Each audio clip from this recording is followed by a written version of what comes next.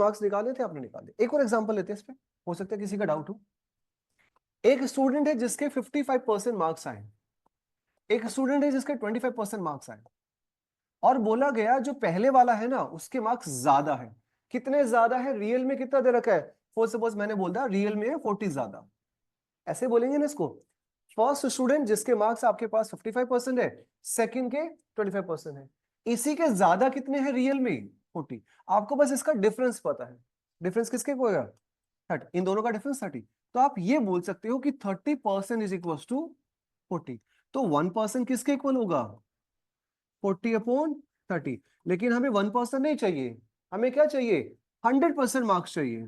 तो 100% is equal to multiplication में आ जाएगा ये 0 से 0 कैंसिल होगी, इसको करेंगे तो 133 पॉइंट आ जाएगा। ठीक है, जब आप 400 को 3 से डिवाइड करेंगे तो 133.33 देगा। आई बात समझ? और कोई डाउट है बताओ? 16 ही तो था ये। अच्छा, सीक्वेंस भी अलग है। हाँ मतलब वही सीक्वेंस अलग है ना मेरे को। अच्छा ऐसा भी सीन है क्या? ABCD बना रखा है क्या इसमें 4 सेक्शन? वो ज्यादा एडवांस होना भी खराब होता है।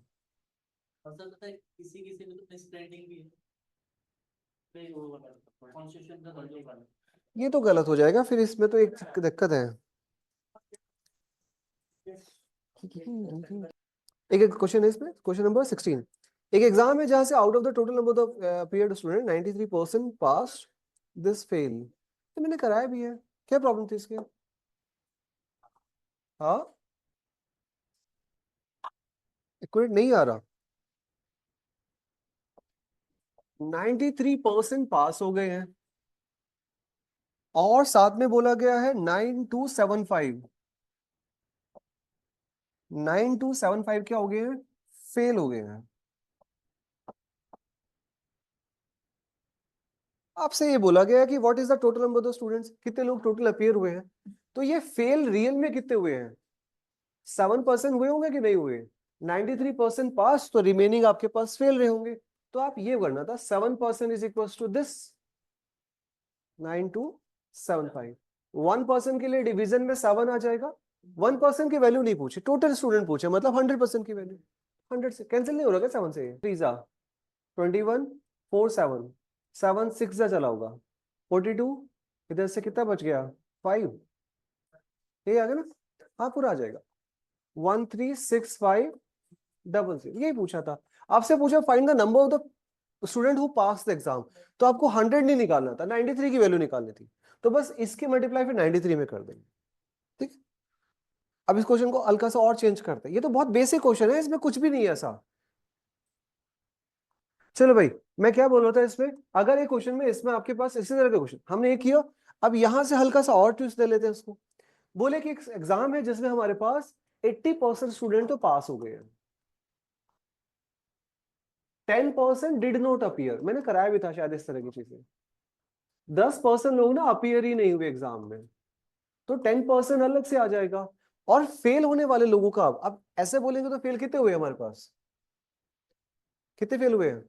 इसमें हल्का सा ट्विस्ट है बात, इसको मैं कहता हूँ हल्का सा चेंज कर रहा हूं। जो आपके पास 10% तो अपीयर ही नहीं हुए, तो टोटल 100 स्टूडेंट थे, उसमें से 10% तो हुए ही नहीं ना, तो अब बचे कितने? 90। अब ये 90 के बेसिस पे बोल रहा है, 90 में से 80% पास हुए हैं, तो यहां से बोलोगे कि पास, भाई पास और फेल तो दो ही तरह से होंगे ना, जो अपीयर हुए वही तो पास फेल होंगे। तो इसने बोला कि जो पासिंग स्टूडेंट है ना वो 80% है। किसका 80%? जितने लोग अपीयर हुए, ऑब्वियसली उसी का होगा। और बचे हुए फेल कितने होंगे? 20%। 20% फेल करेंगे ना। ये डिफरेंट है, ये तो आए ही नहीं एग्जाम देने, उनको तो बात ही छोड़ दो। 100 में से 10 तो चले गए, तो बचे कितने? 90। 90 में से जो पासिंग परसेंटेज है दैट इज 80%, और जो failing percentage that is equal to 20%। इसको लैंग्वेज के हिसाब से आपको दे देता है। अब हल्का सा यहाँ पे चीजें जहां दे रखा होगा वैल्यू, उससे आपको कंपैरिजन करना है। फॉर सपोज मैंने बोला, यहीं पे एग्जांपल में आपके रियल वैल्यू दे रखी है, 90 स्टूडेंट, या इजी लेते हैं, 80 student did not clear the exams. तो ये जो 20% की वैल्यू है ये किसके इक्वल दे रखी है? 80 के। आ जाएगा। 1% की वैल्यू किसके इक्वल हो जाएगी? डिवीजन में 24 के इक्वल आ जाएगी। और आपको किसका वैल्यू निकालनी है? अगर आपको ये पासिंग स्टूडेंट की वैल्यू निकालनी है तो आप 80 की वैल्यू निकाल दोगे। ठीक है, बात समझ पा रहे हैं क्या चीज है आपके पास? अब दूसरा क्या है, एक रियल वैल्यू की बात कर लेते हैं यहाँ पे। अगर आपको यहाँ पे चीज थोड़ा सा मैंने चेंज कर दिया, सॉरी, इसको ये देखते हैं। 80% ऑफ कितने में से? 90। 80% ऑफ 90 कितना होता है? आ जाओ। 80% ऑफ 90 इज 72। तो अगर हम एक लैंग्वेज में देखें तो हमारे पास एक डेटा और आता है कि जो रियल में अगर 100 स्टूडेंट थे उसमें से 10% तो अपीयर ही नहीं हुए, वो तो हटा दो। अब जो 90 हुए उसका 80%, मतलब कि 72। और इधर से देखेंगे तो हमारे पास कितना बचा? 9 2 18। अब अगर बोला कि this much student failed the examinations, मैंने बोला क्या? For suppose 90 student failed the examination, तो आप किससे कंपैरिजन करोगे? इस 20 से नहीं करोगे, आप इस कंपैरिजन करोगे इस 18 से। जब मैं 20 से भी कंपैरिजन कर रहा था पिछले वाले में, तो उसके बेसिस पे मैं ये 90 निकालता। समझ रहे हो क्या कुछ डिफरेंट है बात दोनों में? टोटल 100 है, उसमें से 10% आए नहीं है, बचे 90%। इस 90% में से 80%, तो 90 का 80 हमने मन में निकल जाता है, 9 8 72। इसका फिर बचे 80% तो पास हो गए, तो बाकी बचे हुए फेल हो गए होंगे। इसका 20% फेल हुए, तो 9 2 18 फेल हो गए। अब जो फेलिंग स्टूडेंट की वैल्यू दे रखी है, तो this is equal to this. तो आप ये बोल सकते हैं कि 90 किसके इक्वल है? 18 की। आपको अगर पास वाले निकालने तो आप किसकी वैल्यू निकालोगे? 72 की। या मल्टीप्लीकेशन में क्या आ जाएगा? 72। अगर आपको निकालना है कितने लोग अपीयर ही नहीं हुए, तो किसकी वैल्यू निकालोगे? 10 की, क्योंकि 100 का 10 तो वही चला ना, यहाँ पे 10 की आ जाएगी। ये बात क्लियर हुई कि नहीं हुई बताओ? आपको पूछे कितने लोग अपीयर हुए, तो किसकी वैल्यू निकाल दोगे? 90 की। कितने लोग अपीयर हुए थे एग्जाम के लिए? 90 हुए थे। एक एग्जांपल और देता हूं, हो सकता है कंफ्यूजन हो। आपका डेमो क्लास, मैंने बोला क्लास है जिसमें 100% आपके पास स्टूडेंट है ना? उसमें से 20% पर्सन्स डिड नॉट अपीयर। ये 20% क्या किए? ये अपीयर ही नहीं हुए एग्जाम में। आता है भाई ऐसा क्वेश्चन, मैं इसलिए थोड़ा एम्फेसाइज कर रहा हूं उसको। 20% तो क्या हुए? अपीयर ही नहीं हुए। अब यहां से आपके पास दो कैटेगरी है, पहले दो ही कैटेगरी लेते हैं।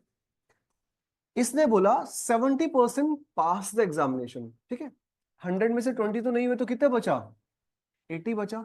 इस 80 के साथ बोला गया 70% पास द एग्जामिनेशन, तो रिमेनिंग फेल कितने रहे होंगे? 30% फेल हुए होंगे, नहीं हो गए होंगे? 70% पास हो गए, तो इसका 30%। अब आपको रियल में निकालना है। टोटल 100 ही होता है ना, किसी का भी पास और फेल दो ही तरह के लोग होते हैं। दिस इज फेल वाला। 80 का 70% कितना हो जाएगा? 56। और 80 का 30 कितना हो जाएगा? 24। तो जो कंपैरिजन करेंगे वो हम इस हिसाब से करेंगे। ये कैसी बात है, समझ आई होगी? अब आप किस पे काम कर सकते हो? जिसकी वैल्यू रियल में दे रखी है।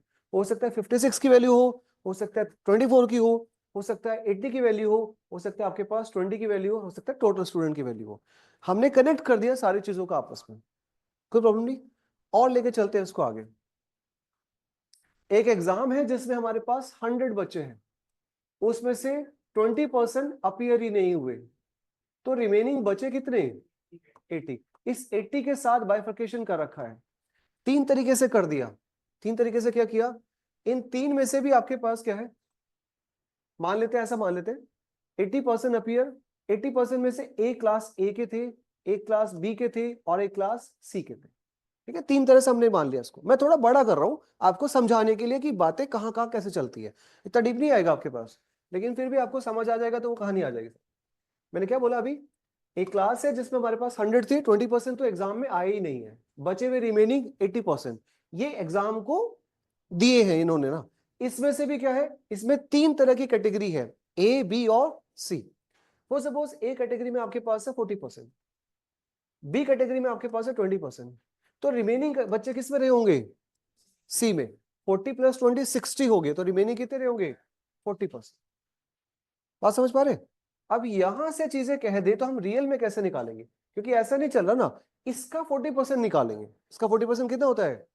32। इसका 20% निकालेंगे तो कितना हो जाएगा? 16। और जब इसका 40% निकालेंगे तो 32। जब भी ये पता होगा चीजें, जब जीरो होती है परसेंटेज से 8 फोर्जा हो जाता है, 8 टूजा हो जाता है, 8 फोर्जा 32। ठीक है, अब इनके साथ कैटेगराइजेशन कर दे आगे से, अगर बातें पकड़ पा रहे हो, सबके लिए नहीं है। मैं यहां पे कैटेगराइजेशन कर दूं कि इस तरह से पास हुए हैं, ये पास हुए, ये फेल हुए, ये पास हुए, ये फेल हुए, ये पास हुए, ये फेल हुए।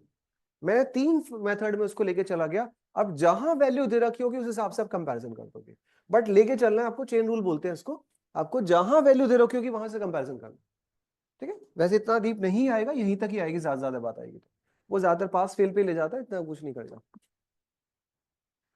ठीक है भाई, चलो।